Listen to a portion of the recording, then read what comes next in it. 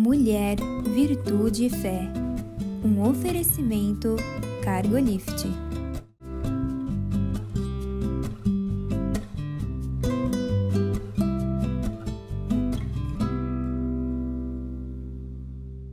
Olá, queridos! Olá, queridas! Sejam muito bem-vindos à nossa programação. É uma alegria ter você conosco. Muito obrigada pela confiança, pela escolha. Nós vamos fazer essa conversa hoje valer a pena, não é, Eliane? Sim, que para nós é muito bom estarmos aqui, que você também goste, né, do assunto e participe. Hoje nós vamos falar sobre a barreira do merecimento.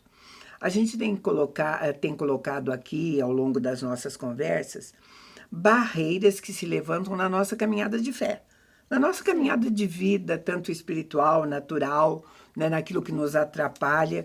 E a gente vem falando aos poucos de cada uma delas, né? Isso, que são coisas que nos impedem, né, Mirtz, às vezes de amadurecer, de evoluir num relacionamento, né, de nos sentirmos mais próximos de Deus. Então, essas barreiras têm que ser olhadas e têm que ser retiradas, né? Sim, eu sempre digo, uma barreira raramente é intransponível. Você pode contorná-la, derrubá-la, né?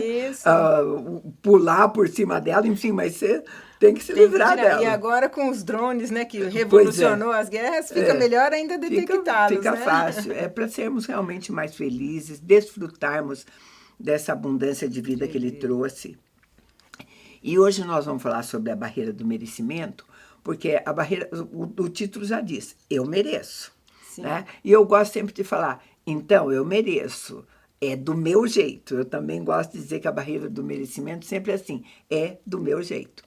Porque não é uma coisa assim, quantos de nós não gostaríamos de viver exatamente do nosso jeito? Sim, né? É o que o nosso universo, né? Porque se o mundo que eu vejo é o que está na minha cabeça, o que passa pelos meus olhos, do teu jeito. E eu tenho até o poder de alterá-lo, é do meu jeito, então, do teu jeito. E mesmo nas pequenas coisas, em tudo mais, por exemplo, eu não sei agora, nós mulheres, por exemplo, se a gente pega uma receita, vamos supor uma receita que está correndo por aí, o pão disso, alguém diz, olha, essa receita é maravilhosa, você vai sempre dizer assim, mas eu tenho o meu jeito de fazer essa receita, não tem isso? Tem, a gente tem sim. Porque assim, vamos dizer sinceramente, às vezes uma receita, não sei você, tá lá pronta, do jeito que tá. Você vai, às vezes o dia não tem um ingrediente, às vezes vai um pouquinho mais do que devia ir, ou a tua medida é um pouco maior, um pouco menor. Então você sempre vai dar um jeito. Sim, né? Sabe? E tudo, então tudo, a gente. E o mundo hoje incentiva, hoje a cultura, o mundo, o momento incentiva, nos bombardeia com anúncio, com mensagem que você merece, né? Nós estamos falando, mas você merece, pode ser sim do seu jeito. Aliás, hoje, do meu jeito é o certo, é uma palavra que a gente escuta por aí, né? É o exagero, né? Porque assim, que vai ter o meu jeito, sim, certamente, tudo tem a minha assinatura, né? De acordo com a minha personalidade. Porém, o excesso de achar que tem que ser do meu jeito é que é uma barreira, né? Até onde, né? Até onde pode ser do meu jeito? Isso, sou uma pessoa que vive absolutamente sozinha numa ilha? Isso. Não dá, né? Nós tivemos na terça-feira no Ministério de Mulheres comentando sobre isso à mesa. E uma querida disse assim, que ela mora sozinha e era filha única, e quando ela trabalhou, sempre ela foi líder. Então, sempre é do jeito dela. Aí nós começamos a conversar justamente por isso. Ela falou, olha, eu sou uma pessoa que sou acostumada a ter as coisas do meu jeito. Mas nós descobrimos que ela acaba ouvindo que ela queria pintar um apartamento de uma cor e contratou um arquiteto, né, ou uma decoradora, que queria de uma outra cor. Sei que a decoradora a convenceu de mudar a cor. Então, ela falou, você sabe que assim, é do jeito da gente até que a gente aceite conversar. Isso mesmo. Aceite a opinião do outro, às vezes a autoridade, né, do outro no assunto. Né? E sabe que é bem interessante isso que você colocou, porque se continuasse do jeito dela, seria aparente que ela não teria a chance de uma coisa nova, de uma novidade, né, de aproveitar. E foi justamente isso isso que ela falou ao final da reforma. Ela falou, puxa, e como ficou bom do seu jeito. Pois é, né? Então, o jeito do outro também é um jeito bom, É um né? jeito. E o fato, assim, além de ser do seu jeito, este eu mereço, né?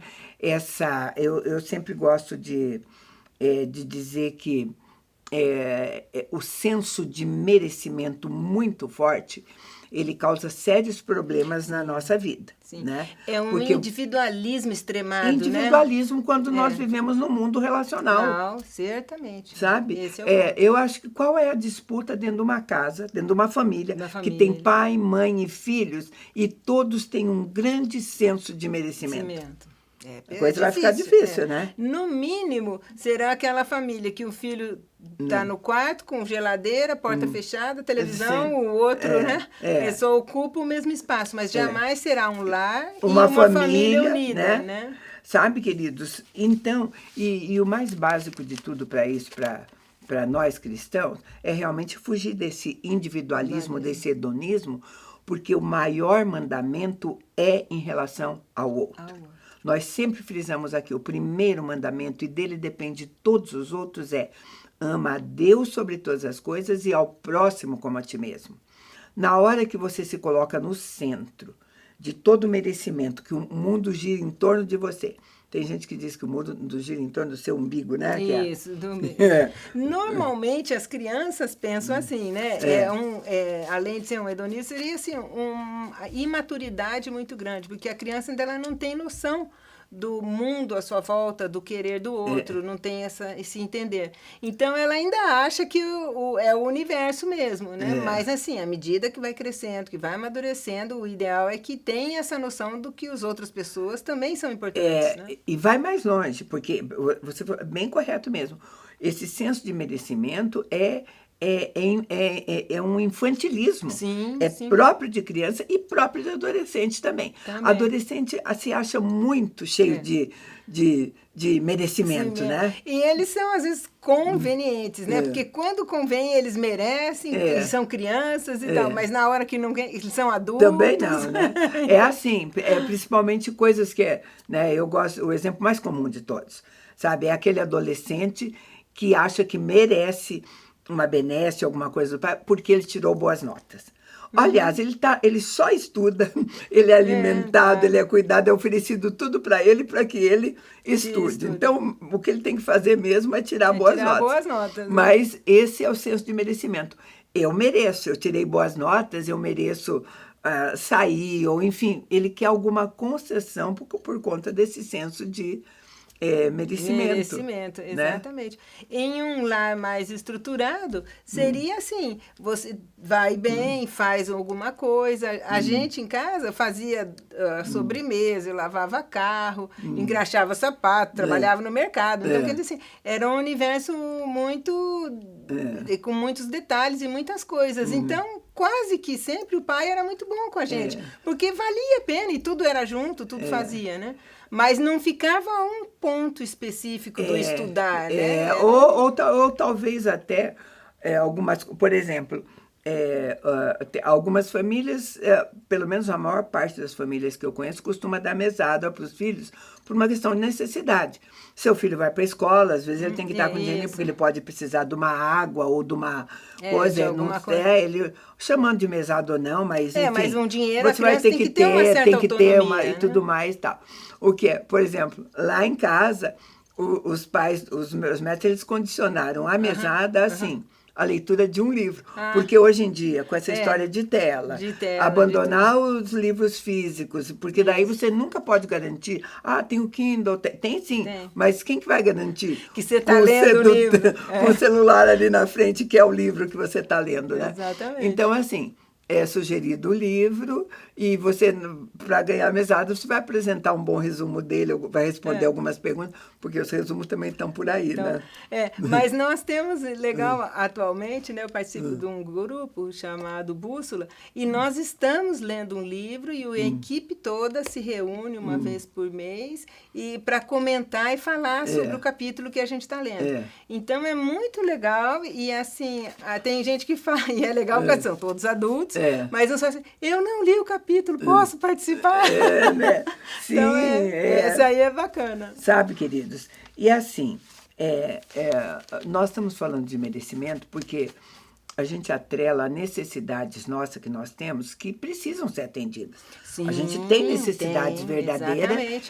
Sabe? Falar assim, eu mereço um carinho. Olha, carinho é necessidade de todos, nossa, né? Quem é que não necessita? Gente, todo... gato e cachorrinho gosta de ser afagado, né? Mas eu ouvi uma coisa legal esses dias, que o carinho fora de hora, ou quando a pessoa não pode receber, ou se está fora do contexto, chega a ser uma violência. Até na situação. Por exemplo, nós estamos filmando aqui e, de repente, está o meu esposo ou alguém ligando, dizendo que está preparando uma coisa para mim, que precisa falar comigo. Poxa, eu não posso, estou ocupada. E a pessoa insiste. Então, fora de hora, como nós estamos falando do merecimento, até fora de hora não é bom, que é uma coisa boa o carinho, né? Então, o carinho você tem que ter noção na hora de dar, né? Sabe, queridos, em relação ao merecimento, eu mereço. Eu até quero insistir um pouquinho nessa parte de carinho, porque essa é bastante comum as pessoas falarem, eu dou tanto e não recebo nada, então, né? E eu faço tanto, olha, eu cuido disso, eu faço isso, tá? Enfim, aquele eu mereço. Mas a minha pergunta sempre é para você resolver bem essas coisas. Será que da pessoa que você está esperando receber isso, será que ela tem isso para te dar? Ou a carência maior não é sua mesmo? Perfeito, né? A colocação junto ao que eu acabei de falar. Às vezes está numa hora errada, a pessoa até gosta e quer carinho, mas a pessoa está tão carente que quer dar numa hora errada. Às vezes a pessoa quer chamar atenção, né? Às vezes ela quer fazer chantagem emocional com o carinho. Eu quero dar meu carinho, você não quer receber. Peraí, mas também não está na hora, não está no lugar, né? E isso, então, gente, é tão comum. A gente não está falando de realidade, não. Quando a gente está trabalhando com um casal, às vezes a mulher reclama disso.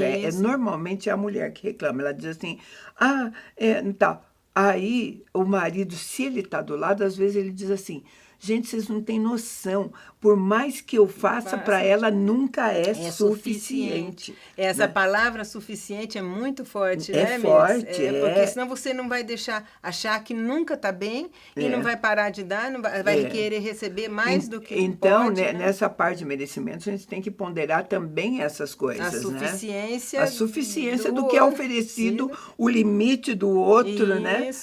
E se fosse com você? Você ia gritar, não posso fazer mais do que isso, né? Qualquer coisa assim, exatamente, eu ia falar, sai do meu pé, né? Sabe, queridos, nós falamos essas coisas porque esse senso de merecimento faz até no nosso relacionamento dia a dia. A Eliane falou, nós conversamos sobre isso essa semana com mulheres. Eu digo, uma mulher normalmente ela tem um senso de merecimento pelas coisas que ela faz em casa, né? Porque às vezes ela até complica coisas em relação ao marido e tudo mais, que não poderia. Vamos supor, eu dei um exemplo que eu gosto muito de falar, né? Em relação a finanças, em relação ao mereço. Mas, Eliane, eu tenho que chamar um intervalo bem curtinho e a gente volta para falar sobre isso.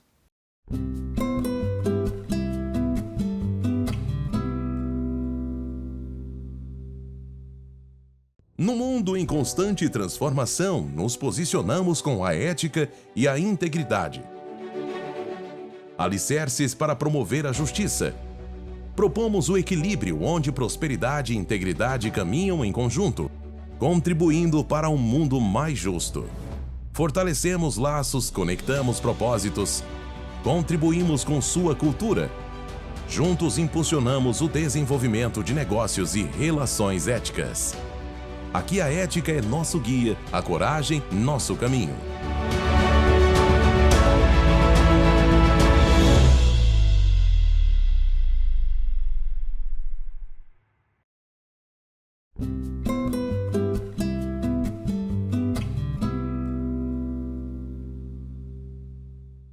Estamos de volta. E nós estamos falando sobre a barreira do merecimento. É uma coisa muito fácil da mulher dentro de casa incorrer. Isso. Por exemplo, às vezes o marido chega e fala, olha, nós estamos passando por um período difícil, precisamos fazer economia, assim, não cumpre nada para você nos próximos 2, 3 meses.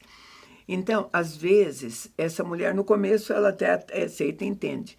Mas, qualquer coisinha, se ela tem um senso de merecimento muito forte, uma liquidação vai tirar ela do sério. Sim. Ela vai passar lá, nossa, sabe, tá pela metade do preço, eu mereço. Mesmo as coisas estando difíceis, eu mereço, e realmente vai fazer. Vai fazer diferença. E outra coisa, é o descontrole, né? O não domínio próprio da coisa, de entender, de conseguir separar as coisas, né? E aí esse eu mereço vem justamente no fiel da balança para desregular, né, Mirtes? E não é certo. A gente sempre diz, eu falei, por exemplo, de um adolescente, eu não conheço quase adolescente que, chegando perto dos 17 anos, já começa a pedir o carro, né? Pedir o carro para guardar na garagem, para dar uma volta na coisa, porque o argumento dele é assim, claro, está perto dele ter a carteira, mas o argumento, na maior parte deles,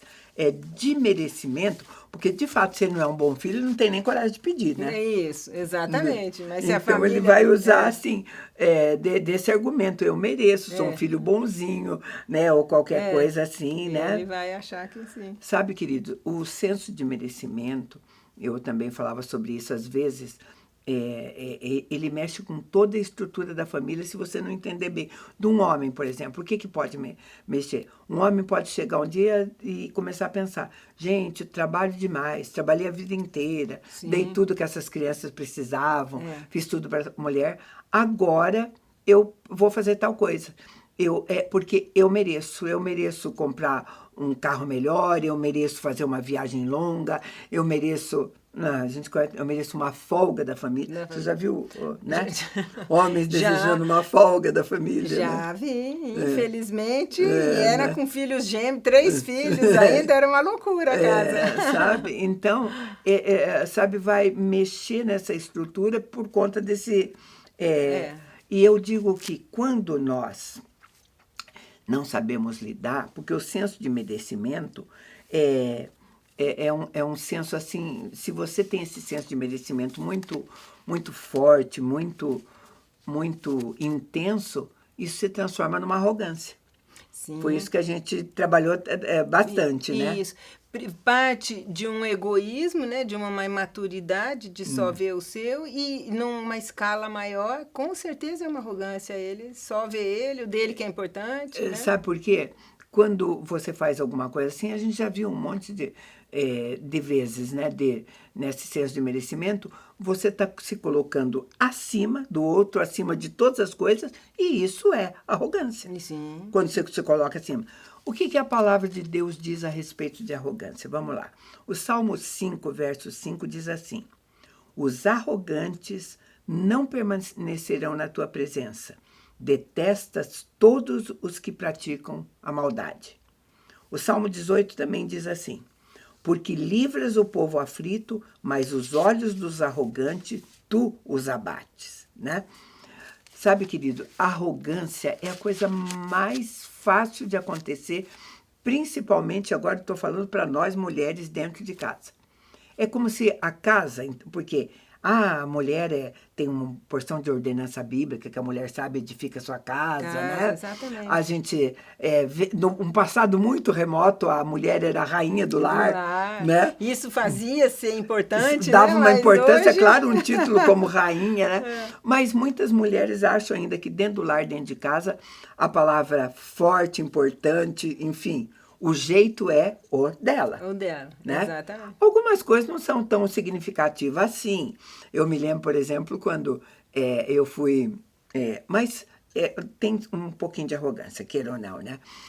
Quando eu fui montar a sala da minha casa nova, a gente mudou de casa, vamos mudar a sala. Eu fiz exatamente o que eu queria. Tinha um quarto na família. Tinha um marido e mais 2 filhas. Eu me dei ao luxo de... fazer tudo sozinho, seu gosto, né? Foi do meu jeito. Tá bom que concordaram. E sabe qual foi o meu argumento, né? Porque quando veio a opinião, uma das minhas filhas disse, mas Eu não gostei da cortina, né? Podia ser outro. Sabe qual foi o meu argumento? Eu digo, quando eu morava na casa da minha mãe, a cortina era a que a minha mãe queria. Se eu deixar você escolher a minha cortina agora, eu nunca vou ter a cortina que eu quero. Né? Porque você não vai dar palpite na casa dela. Ela não vai deixar. Então, esse eu acho que é o tipo de arrogância que baixa a bola um pouquinho. Essa é menos... é inofensiva quase, né? Eu diria, assim, que seria uma prerrogativa de uma situação de você entender hierarquia ou dos tempos, né? Não é justificando, mas justifica. Você conviveu na casa da sua mãe, ali é o seu tempo, né? Você não poderia usar de escolher na casa dela, ou você ia viver... Ou então... Só se você conseguisse abrir mão de ter uma cortina que um dia você quis, né? É bem assim, né? Então, eu dei um exemplo de coisas inofensivas, mais saudável, porque tem outras que não, sabe? Aquelas mulheres que sabem tudo. Sabe aquela mulher que diz assim, eu vou falar de crente agora, né? De mulher crente, mas eu estou falando de mulher cristã, que chega para o marido e diz, olha, você precisa ir lá falar com o teu pastor. Você vai lá dizer para ele isso. Isso que eu ia dizer. Dá para traçar um paralelo com a historinha de trás que a gente tem, assim, né? Que dentro da casa, numa estrutura de arrumar, de louças e tudo, é legal. Se até a família gosta de opinar, bem, vai bem. E até é gostoso de você também dar o seu toque. Porque, de repente, como a gente comentou, na sua casa, não ser do seu jeito, ou se você não se identifica, algo não vai estar legal com você. Agora, onde mostra mais essa arrogância ou essa barreira assim da gente querer é na opinião do outro. Como é que o outro vai fazer? Por exemplo, se às vezes um filho ou às vezes uma forma dela se vestir, que é um gosto, você vai lá, não, filho, você tem que sair desse jeito. Bem isso mesmo. E tal. Aí sim você está ultrapassando demais, né? E no seu esposo, então, querer pôr palavras, né? Querer pôr palavras. Porque roupinha eu até admito, porque de fato alguns homens necessitam. Isso, né? Quando ele pede. Quando ele pede. Você falou a palavra correta. Te dá porque abertura, se ele não né? pedir, querido, você vai ter que deixar a liberdade de ele andar do jeito com aquele moletom que ele gosta. Né? Vai fazer o quê? Né? Mas eu tenho um marido daltônico. Então a preocupação dele é assim: ele diz, escolha minhas camisas, porque ele morre de medo de escolher uma cor que ele enxerga diferente da gente, né? Lógico. Então ele me permite, ele não compra nada sozinho. Isso é bom. Mas tem mulheres que realmente dão opinião em tudo na maneira do outro se vestir. Aí que nós chamamos de arrogância, o merecimento ter chegado nesse aspecto, porque aí o que acontece até, né, Mirtz? Ela impede que a outra pessoa, o filho, o marido, o parente, não sei, que ela desenvolva a capacidade de escolha, de gosto mesmo. Eu gosto e me sinto bem nessa cor, desse jeito, né? Então vai ter sempre que dar palpite, né? E outra coisa que eu acho bem interessante também em relação a nós mulheres, que a gente tem uma tarefa, sabe? Isso é tarefa bíblica. Servir o marido e ensinar os filhos. Isso. E daí faz o contrário, ensina o marido e serve os filhos, né? Isso muito bom. Essa é a arrogância, sabe? Isso é a arrogância. O marido sempre tem que aprender e tá, e sabe, eu já confessei aquilo, às vezes eu mesmo chegava, agora não faço mais, né? A gente aprende também um dia. Mas eu chegava pro meu marido e falava, eu quero que você fale com as meninas.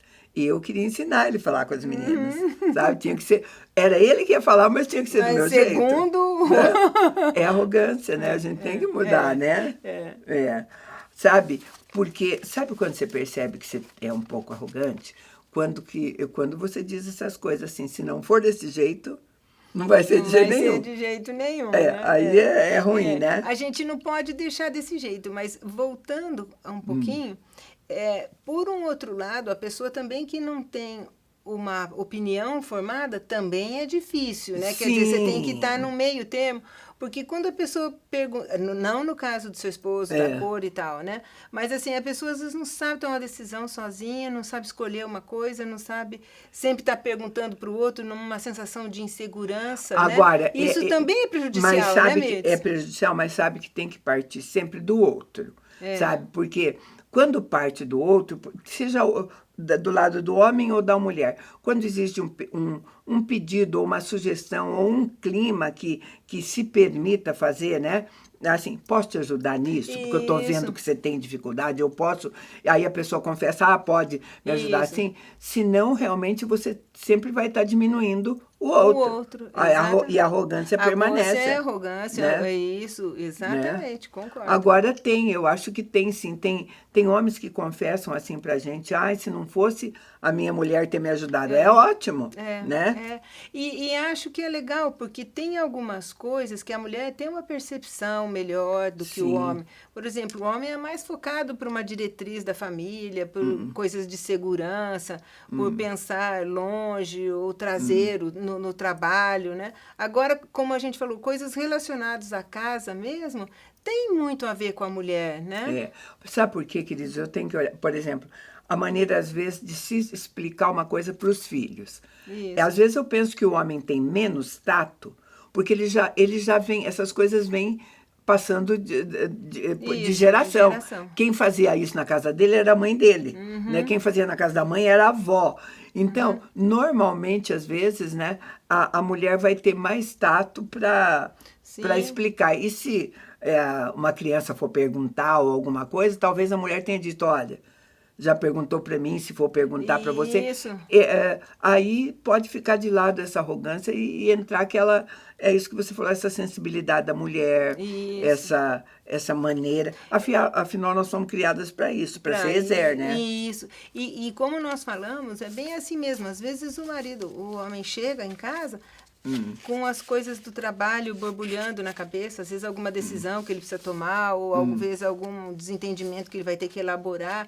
E a mente dele está funcionando numa outra estação. Que quando ele vai falar com uma criança, ele não está falando com o subordinado ou com o chefe dele. É uma criança, é o filho dele. Às vezes até ele chegar a sintonizar, entender, dá um pouco... Outro dia eu contei uma história aqui, eu lembrei. A criança chegou para o pai e falou assim, pai, o que acontece quando a gente morre? Ele falou, põe a gente dentro de um caixão, põe lá num buraco, joga a terra em cima, e a mãe chegou correndo e falou, não, vem cá, deixa eu te explicar um pouquinho, né, para tirar um pouquinho aquela coisa tão realista, né? Era realista, era verdade, ele estava absolutamente sendo realista, mas dava para amenizar, né? Amenizar um pouco, sabe? Não, aí eu estou lendo, não sei se a gente sai do assunto, mas eu estou lendo um pouco do Jung, é muito isso, ele tinha a noção de Deus, de Jesus, como alguém que vinha buscar os entes queridos, e alguém que vestisse preto, alguma coisa muito forte, porque já havia morrido o avô ou alguém próximo dele, que a mãe fala assim, Jesus levou. Então ele sonhava com alguém de preto, de uma coisa. Então é meio complicado a cabeça da criança. Meio complicado, por isso a gente tem que realmente... sabe, sempre nós temos um ajudador. Nossa conversa está chegando no final, nós temos um ajudador que pode nos ajudar com essas barreiras da arrogância e aproveitar essa sensibilidade tão legal que ele deu para nós mulheres, né? Sim, exatamente. E a gente cumpriu o papel pelo qual nós fomos criados. Queridos, é o que a gente tinha hoje. Agradece muito a tua companhia e te convido a estar conosco num próximo programa. Deus te abençoe.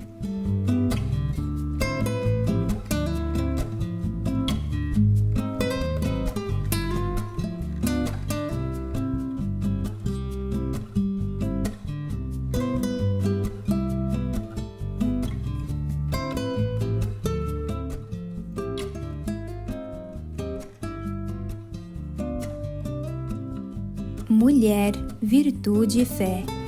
Um oferecimento Cargolift.